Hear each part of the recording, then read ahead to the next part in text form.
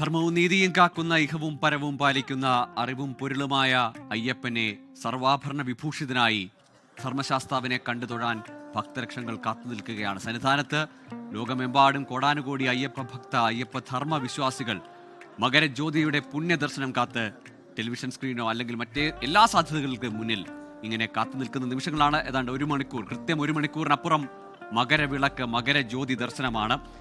പന്തളം കൊട്ടാരത്തിൽ നിന്ന് കൊടുത്തയച്ച തിരുവാഭരണങ്ങൾ, അതിന്റെ പിന്നിൽ വലിയ ഐതിഹ്യവും വിശ്വാസമുണ്ട്. 3 പേടകങ്ങളിലായി ആ തിരുവാഭരണങ്ങൾ സന്നിധാനത്തേക്ക് എത്തുകയാണ്. ഇതാ തിരുവാഭരണ ഘോഷയാത്രയിൽ നിന്നുള്ള ദൃശ്യങ്ങളാണ് ഇപ്പോൾ പ്രേക്ഷകർ കാണുന്നത്. അതിലെ 2-3 പെട്ടികൾ,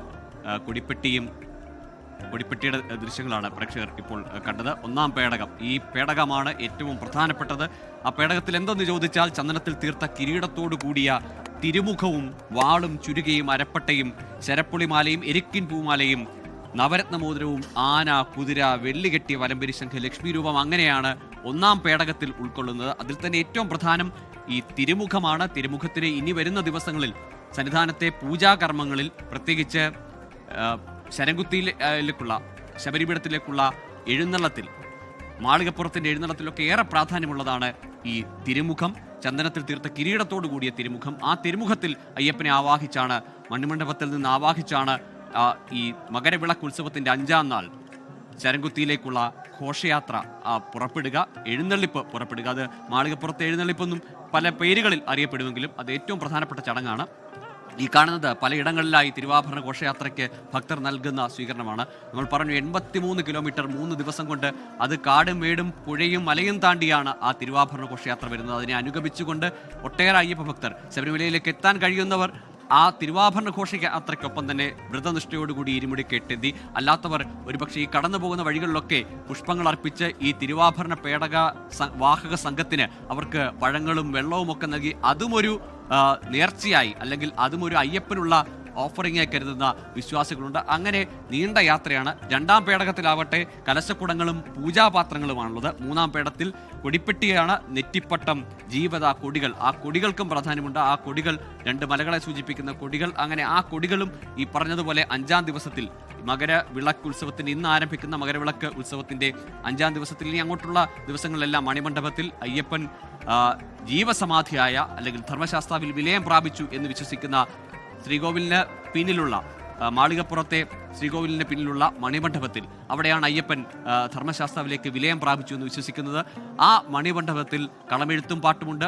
5-ാം ദിവസം അവിടെ നിന്ന് ശരംകുത്തിയിലേക്കുള്ള ഘോഷയാത്രയുണ്ട്. ആ ഘോഷയാത്ര മടങ്ങുമ്പോൾ വാദ്യഘോഷങ്ങളൊന്നുമില്ലാതെ അയ്യപ്പൻ തൻ്റെ ഭൂതഗണങ്ങളോടൊപ്പം അയ്യപ്പൻ തിരികെ എത്തുന്നു. തിരികെ എത്തുമ്പോൾ ശരംകുത്തിയിൽ വില്ലാളി വീരൻ വില്ലും വാളുമെല്ലാം ഉപേക്ഷിച്ച് ധർമ്മശാസ്താവായി തിരികെ സന്നിധിയിൽ ശ്രീകോവിലിൽ വിലയം പ്രാപിക്കുന്നു എന്നതാണ് വിശ്വാസം.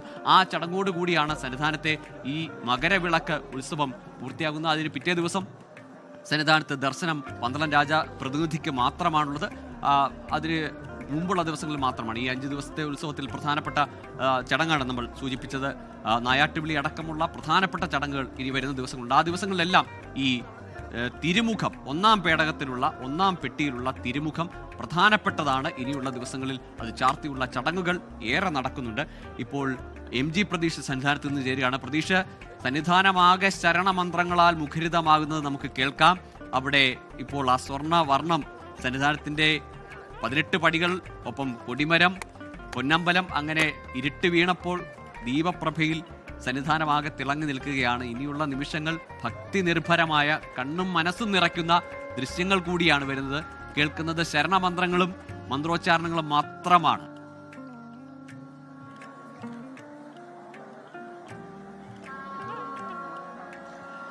ഗോകുൽ, തീർച്ചയായും സ്വർണ്ണശോഭയിലാണ് നിലവിൽ ശബരിമല സന്നിധാനമുള്ളത്.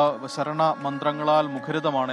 എങ്ങും ഭക്തിസാന്ദ്രമായ അന്തരീക്ഷം, ശരണം വിളികൾ പല കോണുകളിൽ നിന്ന് കേൾക്കുന്നു. ഈ തിരുവാഭരണ ഘോഷയാത്രയ്ക്കുള്ള, അല്ലെങ്കിൽ തിരുവാഭരണം പൊന്നു 18-ാം പടി എത്താനുള്ള കാത്തിരിപ്പ് മാത്രമാണ്. ഈ ശരംകുത്തിയിൽ നിന്ന് സ്വീകരിച്ച തിരുവാഭരണം വലിയ നടപ്പന്തലിലേക്ക് എത്തിത്തുടങ്ങിയിട്ടുണ്ട്. അല്പസമയത്തിനകം തന്നെ വലിയ നടപ്പന്തൽ കടന്ന ശബരിമല സന്നിധിയിലേക്ക് തിരുവാഭരണം എത്തും. ആ ഒരു നിമിഷത്തിന് വേണ്ടിയുള്ള കാത്തിരിപ്പാണ്. അതിൽ 1-ാം പേടകത്തിലുള്ള തിരുവാഭരണങ്ങൾ, അയ്യപ്പനെ ചാർത്തിയുള്ള ദീപാരാധന, ആ ദീപാരാധന കണ്ടു തൊഴാൻ ഭക്തലക്ഷങ്ങളാണ് ശബരിമല സന്നിധാനത്ത് കാത്തിരിക്കുന്നത്. ആ ദീപാരാധനയ്ക്ക് ശേഷം ദീപാരാധന തുടങ്ങി അല്പസമയത്തിനകം പൊന്നമ്പലമേട്ടിൽ തെളിയുന്ന ആ മകരജ്യോതി കണ്ട് സായുജ്യമണഞ്ഞ് ആ പുണ്യ ദർശനം കണ്ട് വേണം ഈ മലയിറങ്ങാൻ എന്ന് കരുതി അതിനുവേണ്ടിയുള്ള കാത്തിരിപ്പിലാണ് ഭക്തലക്ഷങ്ങൾ. അത് ഇന്ന് തുടങ്ങിയ കാത്തിരിപ്പില്ല. ആ കാത്തിരിപ്പിന് 2-3 ദിവസങ്ങളുടെ പഴക്കം കൂടിയുണ്ട്. കാരണം 3 ദിവസത്തോളം ശബരിമല സന്നിധാനത്ത് തുടരുന്ന തീർത്ഥാടകരുണ്ട്. പർണശാലകൾ ഉണ്ടാക്കി പ്രതികൂല കാലാവസ്ഥകളെപ്പോലും അവഗണിച്ച് ഈ പലയിടങ്ങളിലും പർണശാലകൾ അവിടെ തീർത്ഥാടകർ വിശ്രമിക്കുകയാണ്. ആ വിശ്രമം അവസാനിക്കുന്നത് ഈ മകരജ്യോതി കണ്ട് അയ്യപ്പ ദർശനം കണ്ട് സായുജ്യം അണഞ്ഞുകൊണ്ടാണ്. ആ ഒരു നിമിഷത്തിലേക്ക് വേണ്ടിയുള്ള കാത്തിരിപ്പ് അതിനി കുറച്ച് നിമിഷങ്ങൾ മാത്രമേ ഉള്ളൂ. ഈ തിരുവാഭരണ ഘോഷയാത്ര അല്പസമയത്തിനകം ഈ വലിയ നടപ്പന്തലെത്തി 18ാം പടിയിലേക്ക് എത്തും. ഈ തിരുവാഭരണ ഘോഷയാത്രയെ സ്വീകരിക്കാനുള്ള എല്ലാ ഒരുക്കങ്ങളും ഈ കൊടിമര ചുവട്ടിൽ ഒരുങ്ങിക്കഴിഞ്ഞു. ദേവസ്വം മന്ത്രിയുടെയും ദേവസ്വം ബോർഡ് പ്രസിഡന്റിന്റെയും നേതൃത്വത്തിലാണ് തിരുവാഭരണം ഇവിടെ സ്വീകരിക്കുന്നത്. അതിനുശേഷം ശ്രീകോവിലേക്ക് തിരുവാഭരണം എത്തിക്കും. ക്ഷേത്ര തന്ത്രിയുടെയും ക്ഷേത്ര മേൽശാന്തിയുടെയും നേതൃത്വത്തിൽ തിരുവാഭരണം അയ്യപ്പനിൽ ചാർത്തിയാണ് ദീപാരാധന നടക്കുന്നത്. വലിയ ഭക്തി നിർഭരമായ അന്തരീക്ഷമാണ് ഈ ശബരിമല ഒന്നാകെ ഇപ്പോൾ ഉള്ളത്. സ്വർണ്ണാഭരണ വിഭൂഷിതയായ അയ്യപ്പനെ കാണാനുള്ള ഒരു കാത്തിരിപ്പാണ് ശബരിമലയിൽ. ആ നിമിഷത്തിന് വേണ്ടി ഓരോ തീർത്ഥാടകരും കാത്തു നിൽക്കുന്നു. വലിയ ഒരു ഭക്തി നിർഭരമായ അന്തരീക്ഷം. ഈ അല്പസമയത്തിനകം തന്നെ തിരുവാഭരണ ഘോഷയാത്ര ഈ ശബരിമല ശ്രീകോവിലേക്ക് എത്തും. വലിയ തീർത്ഥാടകരുടെ തിരക്ക് പല കോണുകളിലുമുണ്ട്. തിരഞ്ഞെടുക്കപ്പെട്ട ആളുകൾക്ക് മാത്രമാണ് ഈ സോപാനത്തിലേക്കും ശ്രീകോവിലേക്കും പ്രവേശനം അനുവദിക്കുന്നത്. ഈ ദീപാരാധനയ്ക്ക് ശേഷം മാത്രമേ ഭക്തരെ ഈ ഫ്ലൈ ഓവർ വഴി ദർശനത്തിനുള്ള അനുമതി നൽകുകയുള്ളൂ. ആ അനുമതിക്ക് വേണ്ടിയുള്ള കാത്തിരിപ്പ് കൂടിയാണ് ഈ തീർത്ഥാടകർക്ക് ഉള്ളത്. കാരണം ഇനി വരുന്ന ദിവസങ്ങളിൽ ഈ തിരുവാഭരണമൊക്കെ തന്നെ ചാർത്തിക്കൊണ്ടുള്ള അയ്യപ്പനെയാണ് ശബരിമലയിൽ കാണാൻ കഴിയുന്നത്. അതിനുവേണ്ടിയാണ് തീർത്ഥാടകർ ഈ മകരവിളക്ക് ദിവസം ഈ ശബരിമല മല കയറി സന്നിധാനത്തേക്ക് എത്തുന്നത്. എന്തായാലും അല്പസമയത്തിനകം തന്നെ ഇതുമായി ബന്ധപ്പെട്ടുള്ള ചടങ്ങുകൾ, ആചാരപരമായ ചടങ്ങുകൾ ആരംഭിക്കും. ഇവിടെ നിന്നുള്ള സംഘം ഈ ക്ഷേത്ര തന്ത്രിയുടെ അനുമതിയോടുകൂടി ഈ തിരുവാഭരണ ഘോഷയാത്രയെ ശരംകുത്തിയിൽ പോയി സ്വീകരിച്ച വലിയ നടപ്പന്തലിലേക്കും ഒപ്പം ഈ 18ാം പടിയിലേക്കും ആനയിച്ച് കൊണ്ടുവരികയാണ്. 3 ദിവസം പിന്നിട്ടാണ് ഗോകുൽ സൂചിപ്പിച്ചതുപോലെ തന്നെ കാടും മേടും ശരംകുത്തിയിൽ തിരുവാഭരണ ഘോഷയാത്രയ്ക്ക് ഇപ്പോൾ ആചാരപരമായ വരവേൽപ്പ് നൽകുകയാണ്. അവിടെ പഞ്ചവാദ്യം മുഴങ്ങുന്നുണ്ട്, ചെണ്ടമേളവും ഒക്കെ അവിടെ നിന്ന് സന്നിധാനത്തേക്ക് കേൾക്കാൻ കഴിയുന്നുണ്ട്.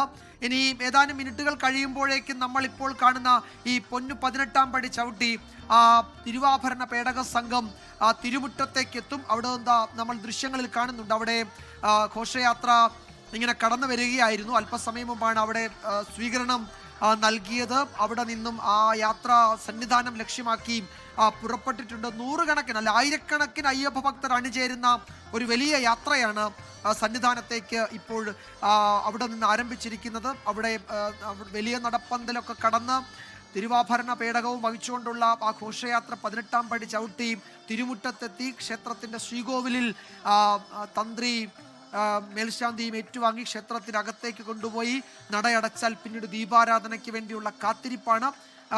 അരമണിക്കൂർ കഴിയുമ്പോഴേക്കും ആ ദീപാരാധനയ്ക്ക് വേണ്ടി നടയടയ്ക്കും എന്നതാണ് നമ്മൾ മനസ്സിലാക്കുന്നത്. ആ നിലയിലാണ് യാത്ര ക്രമീകരിച്ചിരിക്കുന്നത്.